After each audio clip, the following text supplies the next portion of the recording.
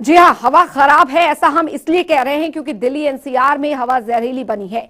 दिल्ली का air quality index गंभीर श्रेणी में पहुंच गया है। दिल्ली के आसमान में धुंध की मोटी चादर छाई हुई है। लोगों को गले में खुजली और आंखों में पानी आने की परेशानी हो रही है। दिल्ली की वायु गुणवत्ता उम्मीद के मुताबिक PM 2.5 के साथ खतरनाक के निशान को पार कर गई है। प्रदूषण का स्तर 533 हो गया है। गाजियाबाद और नोएडा में वायु गुणवत्ता सूचकांक ने 600 अंकों का आंकड़ा पार कर लिया है। दिल्ली एनसीआर की हवा खतरनाक स्तर तक जा पहुंची है। इसके अलावा गुरुग्राम, फरीदाबाद, सोनीपत समेत हरियाणा के कई इलाकों में भी हवा प्रदूषित हो गई है। तो ये स्थिति दिल्ली एनसीआर की बनी हुई है और हालात ये हैं कि अब लोगों को सांस लेना मुश्किल हो रहा है। अलग अलग जगह, दिल्ली के अलग अलग जगह की तस्वीरें आपको हम दिखा रहे हैं। जंतर मंतर, आनंद विहार, इंडिया गेट, अक्षरधाम और दिल्ली एनसीआर की तस्वीरें आपको दिखाते चल रहे हैं। नोएडा की भी तस्वीरें आपको हम दिखा रहे हैं कि सुबह के वक्त विजिबिलिटी पूरी तरीके से जीरो है और जाहिर तौर पर इसका असर जो है वो हर जगह पड़ रहा है, ना कि सिर्फ स्वास्थ्य पर बल्कि कई जगहों पर इसके कारण एक्सीडेंट जो है वो भी हो रहे हैं, हादसे भी हो रहे हैं, सड़क हादसे हो रहे हैं। तो फिलहाल दीपावली के दिन हुई आतिशबाजियों और हाल फिलहाल कई जगहों पर पराली जलाने के मामलों के बाद अब लगातार दिल्ली एनसीआर की जो हवा है वो प्रदूषित होती जा रही है। राजधानी में ओवरऑल एयर क्वालिटी इंडेक्स 533 तक पहुंच गया है। तो आपको बता दें, पूसा इलाके का एयर क्वालिटी इंडेक्स 520 लेवल पर पहुंच गया है। वहीं नोएडा का एयर क्वालिटी इंडेक्स 622 पहुंच गया है। मथुरा रोड का एयर क्वालिटी इंडेक्स 540 पहुंच गया है। बल्लभगढ़ में एयर क्वालिटी इंडेक्स करीब 500 तक पहुंच गया है। गुरुग्राम, फरीदाबाद में भी प्रदूषण स्तर जो है काफी ज्यादा बढ़ा है। दिल्ली में प्रदूषण का लेवल खतरनाक स्तर पर पहुंच गया है। तो राजधानी में ओवरऑल एयर क्वालिटी इंडेक्स 533 बना हुआ है। लोधी रोड का एयर क्वालिटी इंडेक्स 548, पूसा इलाके का एयर क्वालिटी इंडेक्स 520। तो फिलहाल दिल्ली में अलग अलग जगह क्या स्थिति बनी हुई है एयर क्वालिटी इंडेक्स को लेकर। पर्यावरण प्रदूषित होता जा रहा है और जिस तेजी के साथ ये एकाएक स्थिति बनी है उसको नियंत्रण करने के लिए बहुत बड़ी चुनौती न सिर्फ राज्य बल्कि केंद्र सरकारों पर भी टिकी हुई है कि अगर अभी कोई महत्वपूर्ण कदम नहीं लिए गए तो पिछले साल आपने देखा था किस तरीके की स्थिति जो थी वो 2019-2020 में भी खासकर देखने को मिली थी। हालांकि 2020 में इतनी ज्यादा गंभीर स्थिति नहीं थी, लेकिन 2019 की बात करें तो काफी ज्यादा प्रदूषण बढ़ जाने की वजह से काफी सख्त एक्शन जो थे वो लिए गए थे, जिसके बाद स्थिति कुछ हद तक काबू में जरूर आई थी, लेकिन एकाएक फिर एक बार से स्थिति वहीं जो की तो बनी दिख रही है। अमित चौधरी बल्लभगढ़ से संवाददाता हमारे साथ सीधे जुड़ गए हैं ज्यादा जानकारी के साथ। अमित, फिलहाल किस तरीके की परिस्थितियां बनी हुई है? पर्यावरण प्रदूषण जो है वो बहुत तेजी के साथ बढ़ता जा रहा है, क्योंकि ना सिर्फ इसका कारण इसके लिए जिम्मेदार ना सिर्फ आतिशबाजियां जो कि दीपावली पर हुई और साथ ही साथ पराली जलाना भी एक बहुत बड़ी वजह मानी जा रही है। जी अंजलि, देखिए दिवाली के बाद प्रदूषण का स्तर बढ़ने की जो आशंका थी वह एक बार फिर सच साबित हुई है। शहर के ज्यादातर इलाकों में दिवाली के बाद से प्रदूषण का स्तर काफी बढ़ा हुआ नजर आ रहा है, बावजूद इसके कि दिवाली पर कोर्ट ने पटाखे ना चलाने के सख्त आदेश दिए थे। स्थानीय पुलिस व प्रशासन ने अपनी तरफ से पूरी कोशिश की।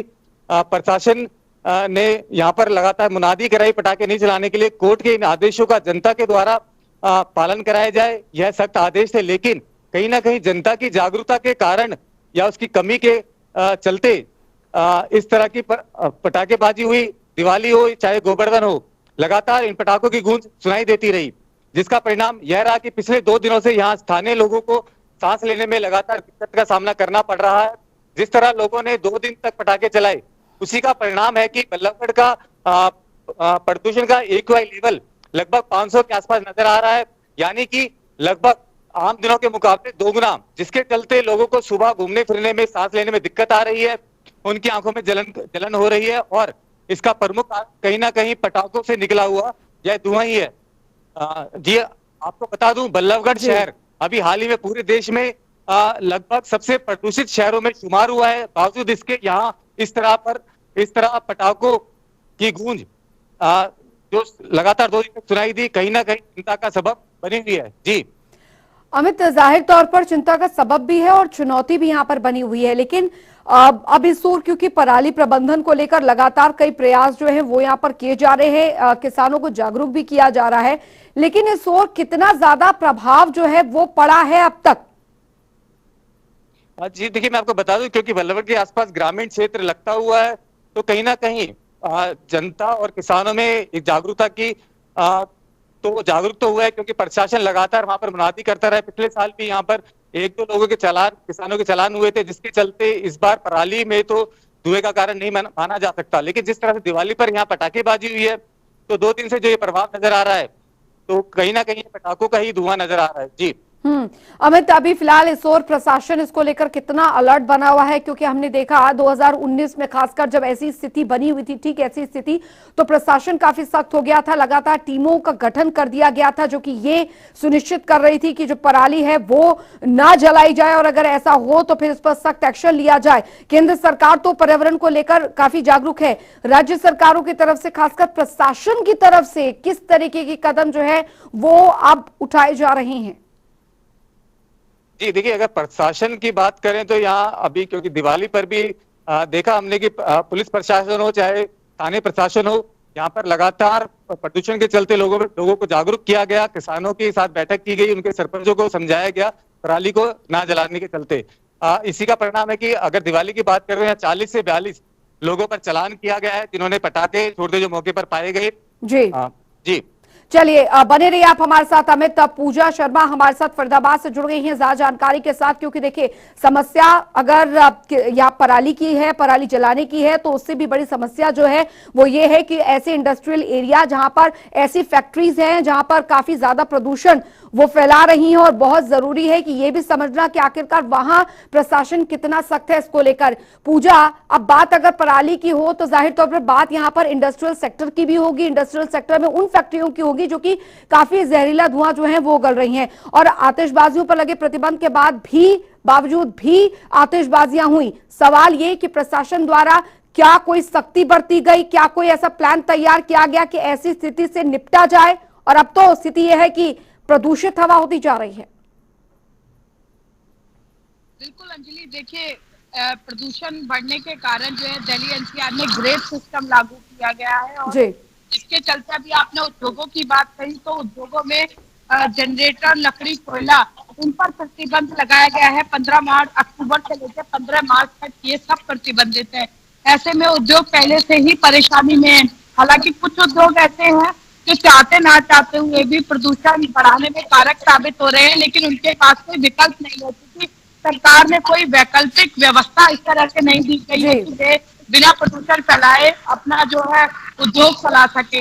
लेकिन वही दूसरी और बात की जाए कि जिस चीज की आशंका हमें पहले से ही थी कि दिवाली पर आतिशबाजी होगी और आतिशबाजी होगी तो प्रदूषण बढ़ेगा, लेकिन उसको लेकर तमाम चेतावनियां तो जरूर जारी गई, लेकिन धरातल पर वो चेतावनियां क्रियान्वित तो इसके लिए बहुत बड़ा असर नजर नहीं आया।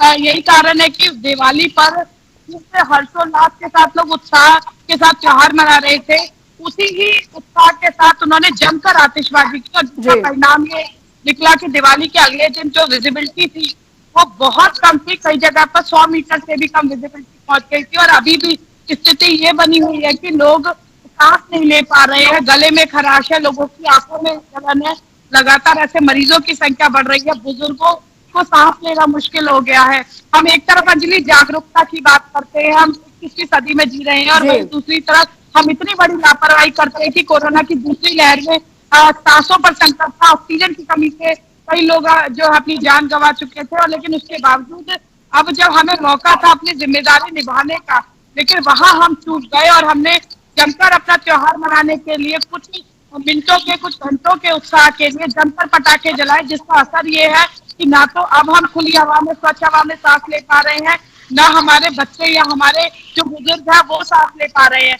हालांकि प्रशासन ने अपने स्तर पर बात जरूर कही, दावे जरूर किए, लेकिन वो दावे कहीं ना कहीं जमीनी साबित हुए, क्योंकि जिस वक्त जमकर पटाखे जलाए जा रहे थे पूरे शहर में, सोसाइटी की बात करें, चाहे कॉलोनीज की बात करें, स्थानीय पुलिस प्रशासन जो है उसकी किसी तरह की कोई मुस्तैदी नजर नहीं आ रही थी। और सबसे बड़ी बात यह है कि यदि पटाखों की बिक्री होती ही नहीं यदि उस वक्त पुलिस प्रशासन में सख्ती बरती होती तो शायद आज फरीदाबाद की ये स्थिति जो बनी हुई है, आज एयर पॉल्यूशन को लेकर ही कई जगह 350 को एयर क्वालिटी इंडेक्स पार कर गया है। स्थिति बहुत ज्यादा खराब है, वो स्थिति ही पैदा नहीं होती। तो कहीं ना कहीं प्रशासन की अंजलि की बड़ी चूक है और लकीर साफ जाने के बाद लकीर पीटता हुआ प्रशासन नजर आ रहा है और इसकी आज कहीं ना कहीं लोगों पर भी पड़ने वाली है, क्योंकि पिछली बार की यदि बात करें तो उद्योगों को कुछ समय के लिए बंद कर दिया गया था, जबकि जब उद्योग बंद होंगे तो ऐसे में सब अर्थव्यवस्था पर उसका प्रभाव पड़ेगा। बिल्कुल, लेकिन प्रशासनिक चूक एक बहुत बड़ी वजह यहाँ पर स्पष्ट तौर पर देखने को मिल रही है। अमित भी लगातार हमारे साथ बने हुए हैं,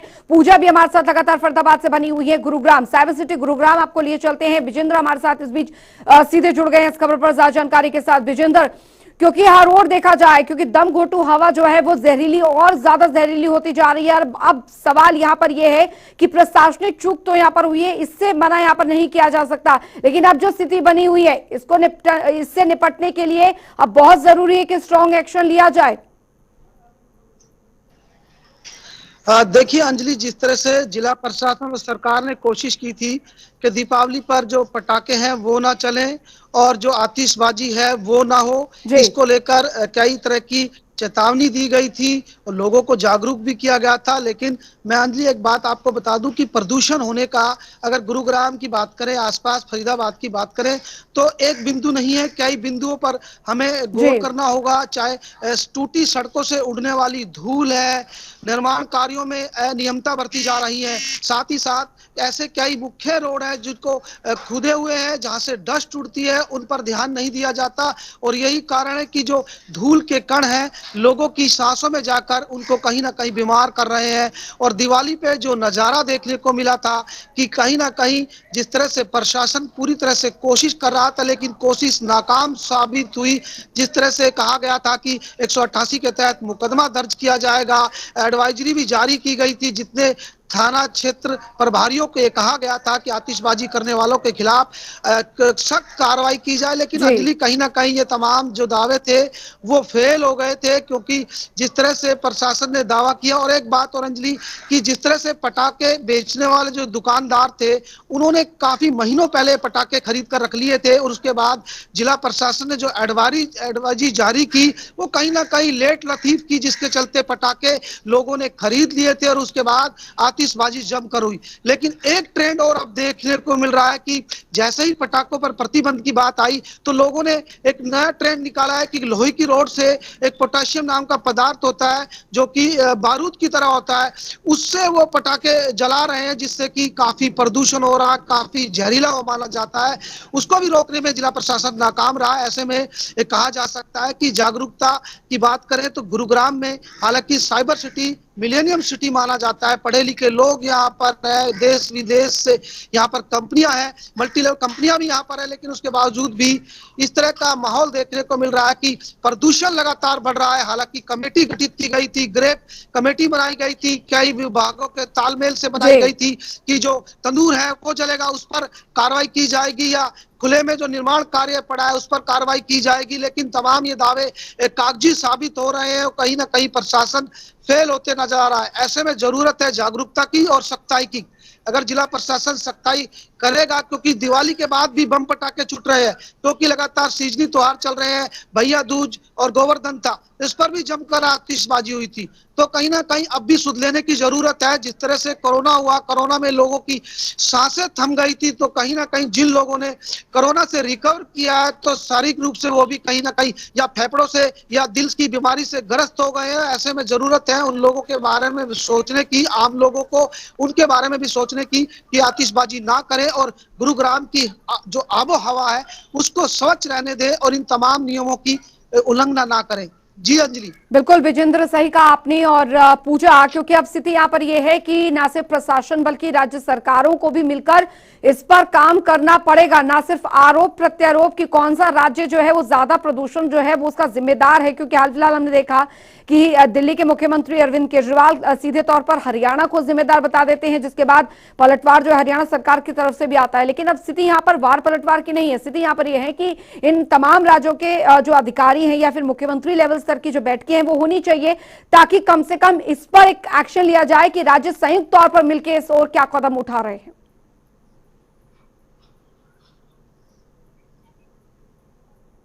फोड़ने की एक दूसरे पे जो राजनीति है जी। इसको खत्म करना होगा। और ये केवल सरकारों की बात नहीं है, आम लोग जब प्रदूषण बढ़ता है तो प्रशासन के इससे ठीक रिपोर्ट देते हैं कि प्रशासन ने सख्ती नहीं बरती, लेकिन उन लोगों का क्या, प्रशासन हर जगह नहीं पहुंच सकता है, तो लोगों को भी अपनी जिम्मेदारी समझनी होगी, क्योंकि सामूहिक प्रयास से ही इतने बड़े स्तर पर यदि चीज हो रही है तो उसको रोका जा सकता है। केवल प्रशासन के चंद अधिकारी, चंद कर्मचारी उस पर अंकुश नहीं लगा सकते हैं। मुख्यमंत्री चाहे दिल्ली के हो चाहे हरियाणा के हो, उनको भी इस बात पर गौर करना होगा कि वो जिस तरह से आरोप सरकारों में होता है उससे उनका लिबर्टी ले जाता है जो आम आदमी होता है, बिल्कुल की राह पर चलता है कि वो कभी प्रशासन इस ओर मुख्यतः एक बहुत बड़ा कदम उठाया जाना चाहिए। बिल्कुल बिल्कुल पूछा लौटूंगे आपके पास। हमारे साथ राम सिंह बार भी सोनीपत से जुड़ गए हैं ज्यादा जानकारी के साथ। राम, अब स्थिति यहाँ पर यह है कि चाहे गांव हो या शहर हो, दम घोटू हवा जो है हर किसी का दम घोट रही है और लोगों की परेशानी जो है वो बढ़ गई है। पर्यावरण प्रदूषण के लिए न सिर्फ सरकारें जिम्मेदार हैं क्योंकि उन्होंने सही समय पर कोई कदम नहीं उठाया, साथ ही साथ हम लोग भी जिम्मेदार हैं जो कि पर्यावरण को लेकर सचेत नहीं है और जमकर आतिशबाजियां जो है दीपावली पर की गई, इस ओर ध्यान तक नहीं दिया गया कि आगे परिणाम हम लोगों के लिए ही घातक होंगे। बिल्कुल, देखिए जिस प्रकार से जब आतिशबाजी लोग जमकर फोड़ रहे थे और दूसरी तरफ अगर बात करें तो पर्यावरण प्रदूषण लगातार बढ़ रहा है, चाहे वो पराली के अवशेष जलाने की बात हो या फिर बम की बात हो। जिस प्रकार से लगातार प्रदूषण हुआ है उससे कोई भी नजरअंदाज नहीं कर सकता, क्योंकि जिस प्रकार से प्रदूषण बढ़ रहा है और प्रदूषण से हर व्यक्ति को परेशानी हो रही है, चाहे वो आम आदमी है या फिर कोई वीआईपी आदमी है। प्रत्येक व्यक्ति का जीवन जो है एक समान है और एक समान जीवन के तहत ही प्रत्येक व्यक्ति का जिम्मेदारी बनती है कि वो पर्यावरण के प्रति सचेत रहे। अकेले प्रशासन इसमें कोई कुछ नहीं कर पाएगा, लेकिन इसमें प्रत्येक व्यक्ति जब तक जागरूक नहीं होगा तब तक जो है पर्यावरण को बचाया नहीं जा सकता। हालांकि कुछ संस्थाएं हैं, कुछ लोग हैं वो लगातार सक्रिय जरूर है, लेकिन जिस प्रकार से दिवाली के मौके पर प्रशासन की तरफ से तैयारियां जो है पूरी तरह से दुरुस्त नहीं दिखाई दी, क्योंकि प्रशासन ने दावा जरूर किया था कि बम्बों को लेकर जो है प्रतिबंध है, लेकिन गली मोहल्लों में लगातार दुकानें साल जो है वो देखने को मिली और लोगों ने जमकर जो है बम फोड़े हैं और इसका परिणाम ये है कि लोगों को सांस लेने में तकलीफ हो रही है, गले में खराश जैसी परेशानियां जो है लोगों को हो रही है। दूसरा सबसे महत्वपूर्ण कारण हमारे सहयोगी गुरुग्राम से उन्होंने भी बताया कि जो कोविड से उभर कर जो लोग आए हैं उनको खासतौर पर इस सीजन में जो है काफी परेशानी हो रही है। हालात ये है कि लोग अब भी बाज नहीं आ रहे हैं और खेतों में जो पराली का अवशेष है वो लगातार जलाए जा रहे हैं। कल भी हमने तस्वीर दिखाई थी, सोनीपत से जो है अलग अलग गाँव में जो लोग हैं पराली के अवशेष जला रहे हैं, जिसकी वजह से लोगों को काफी परेशानी हो रही है। एक तरफ जहाँ पटाखा जलाने से लोगों को परेशानी हुई तो दूसरी तरफ जो है पराली के जलाने से भी कहीं ना कहीं नुकसान जो है। हालांकि जागरूकता अभियान प्रशासन की तरफ से लगातार जारी है और काफी नियंत्रण भी हुआ है, लेकिन कुछ लोग हैं जो अभी भी जो है पराली अवशेष को जला रहे हैं, जिसकी वजह से परेशानी है। ये सबकी जिम्मेदारी बनती है, दायित्व बनता है कि प्रत्येक व्यक्ति अपने दायित्व का निर्वहन करते हुए जो कम से कम जो है पर्यावरण प्रदूषण में सहयोग करे, कम से कम ये प्रदूषण हो, चाहे वो मकान निर्माण को लेकर बात है या फिर जो प्रदूषण को संबंधित अलग अलग प्रकार के आंकड़े जो फैक्ट्रियों में काम होता है उसको लेकर गाइडलाइन जो है प्रशासन की तरफ से कुछ जारी होनी चाहिए, सरकार की तरफ से जारी होनी चाहिए, क्योंकि ऐसा दौर है जब सबको सांस की जरूरत है और सांस जिस प्रकार से घट रही है तो ऐसे में लोगों को परेशानी जरूर हो रही है। पर्यावरण प्रदूषण के लिए हम सबको आगे आना पड़ेगा, ज्यादा से ज्यादा पेड़ लगाने पड़ेंगे। हालांकि पर्यावरण के लिए कुछ संस्थाएं काम कर रही हैं और अलग अलग जो लोग हैं लगातार अपनी सक्रियता और अपनी सहभागिता जो है वो दे रहे हैं, लेकिन तब तक प्रत्येक व्यक्ति अपना योगदान पर्यावरण के लिए नहीं देगा तब तक इस प्रकार की सुरक्षा जो पर्यावरण के प्रति है वो नहीं बढ़ पाएगी। बिल्कुल, बहुत बहुत शुक्रिया राम आपका, पूजा आपका, अमित आपका और विजेंद्र गुरुग्राम से हमारे साथ संवाददाता जुड़े थे, आपका भी बहुत बहुत शुक्रिया इस तमाम चर्चा तमाम जानकारी के लिए। तो खराब होती आबोहवा और पर्यावरण में बढ़ता प्रदूषण जो है एक बहुत बड़ी चुनौती भी है, लेकिन समाधान जो है वो हम सबके बीच है। जाहिर तौर पर पर्यावरण को प्रदूषण से बचाना है तो सबको ज्यादा जागरूक होने की भी जरूरत है और फिलहाल अब स्थिति यहाँ पर यह है कि दमघोटू हवा जहरीली होती जा रही है और स्थिति यहाँ पर यह बनी हुई है कि अगर अब कोई कड़े कदम नहीं उठाए गए तो परिणाम जो है और भी ज्यादा गंभीर यहाँ पर होते रहेंगे। तो 0 से 100 तक सुरक्षित होता है, 100 से 200 तक मध्यम होता है। AQI लेवल हम आपको बताते चल रहे हैं 200 से 300 तक खराब होता है और 300 से 400 बेहद खराब जो स्थिति अभी बनी हुई है। 400 से ऊपर और भी ज्यादा खतरनाक यही स्थिति अभी कई राज्यों में बनी हुई है। तो हम आपको बता रहे हैं AQI लेवल जो है आप समझ सकते हैं इस AQI लेवल का जो ये मीटर है पूरा कि कब सबसे ज्यादा सचेत होने की जरूरत यहां पर है। और अब स्थिति यहां पर यह है कि सबसे ज्यादा बेहद से भी ज्यादा खराब स्थिति यहां पर, खतरनाक से भी ऊपर स्थिति यहां पर पहुंच चुकी है। AQI लेवल जो है वो काफी ज्यादा खतरनाक स्तर पर पहुंच चुका है। तो हमने आपको यहां पर यह भी बताया कि AQI लेवल जो है वो किस तरीके से चेक किया जाता है। तो प्रदूषण के आंकड़े जिस तेजी के साथ बढ़े हैं उस पर भी समझने की बहुत ज्यादा जरूरत है। नाक कान में जलन होना, खतरे के निशान, स्किन से जुड़ी परेशानियां, ये भी एक लक्षण है। वहीं नर्वस सिस्टम पर इसका असर जो है वो काफी ज्यादा पड़ता है। डिप्रेशन की भी शिकायतें जो हैं वो इन दिनों खासकर देखने को मिलती है। समझने की क्षमता पर चोट, ये भी एक लक्षण है। और फेफड़ों पर असर इसका सबसे ज्यादा पड़ता है।